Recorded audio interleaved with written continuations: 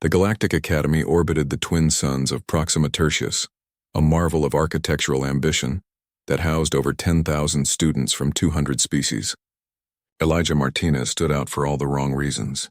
He was human, one of only 3 in the entire institution, and humans were considered the galaxy's newest arrivals, barely a century removed from their first faster-than-light voyage.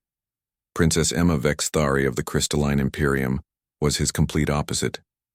Her translucent skin shimmered with bioluminescent patterns that reflected her noble lineage, and her 4 graceful arms moved with practiced elegance.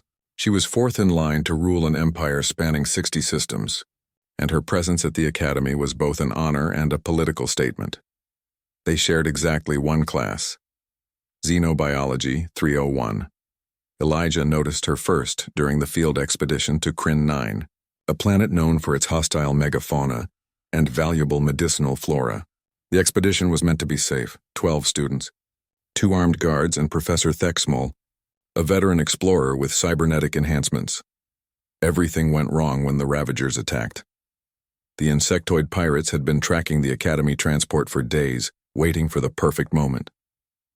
They descended on the expedition camp with plasma rifles and capture nets, intent on kidnapping high-value targets for ransom. Princess Emma was the crown jewel of their operation. In the chaos, Elijah watched Professor Thexmal fall to a stun blast. The guards fought valiantly but were overwhelmed. Students scattered into the violet jungle, screaming in languages Elijah's translator struggled to process. He saw Emma stumble, saw 3 Ravagers converging on her position, their mandibles clicking with anticipation. Every survival instinct told him to run. He was human, physically unremarkable by galactic standards, possessing no natural armor, no venom, no enhanced senses. His species had only 2 advantages: endurance and an alarming capacity for creative violence when cornered. Elijah ran toward the danger instead. He grabbed a fallen guard's plasma rifle, a weapon designed for 6-fingered Karathi hands. It felt wrong in his grip, but humans were frustratingly good at adapting tools meant for others. His first shot went wide.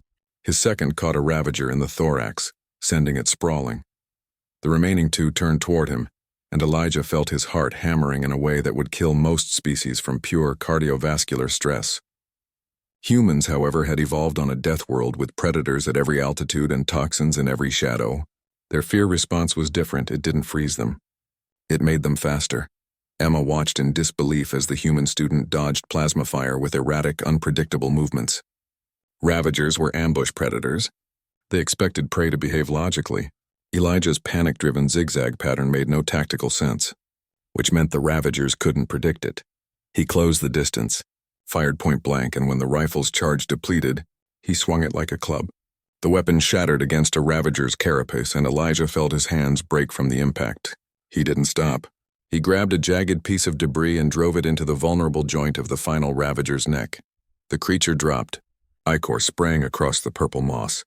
Elijah collapsed beside it, cradling his ruined hands, adrenaline beginning to fade as shock set in.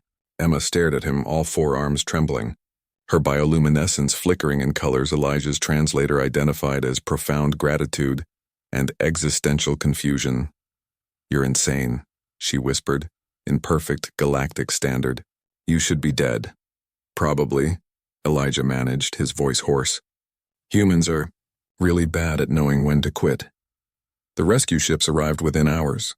Elijah spent 2 weeks in medical regeneration while his hands were rebuilt. When he finally returned to classes, he was a minor celebrity. The human who'd fought Ravagers with broken hands and won, Emma visited him on the 3rd day. "In my culture," she said, her voice formal but her lower arms fidgeting nervously, "when someone saves a royal's life, they are owed a debt that can never be fully repaid. Credits and titles feel insufficient for what you did." Elijah shrugged, still uncomfortable with attention. "You don't owe me anything. I just couldn't watch them take you." Emma's bioluminescence shifted to colors Elijah didn't recognize. She was silent for a long moment before speaking again. "My species reproduces through crystalline egg clutches. We lay them once every decade, and they require decades more to mature. I have prepared my first clutch." Her 4 eyes met his 2. "I am offering them to you, Elijah, to raise with my guidance, to be bonded to both our lineages." Elijah's translator chirped in confusion, trying to contextualize. Finally, it settled on extreme honor. Proposal of co-parenting. Cultural significance maximum.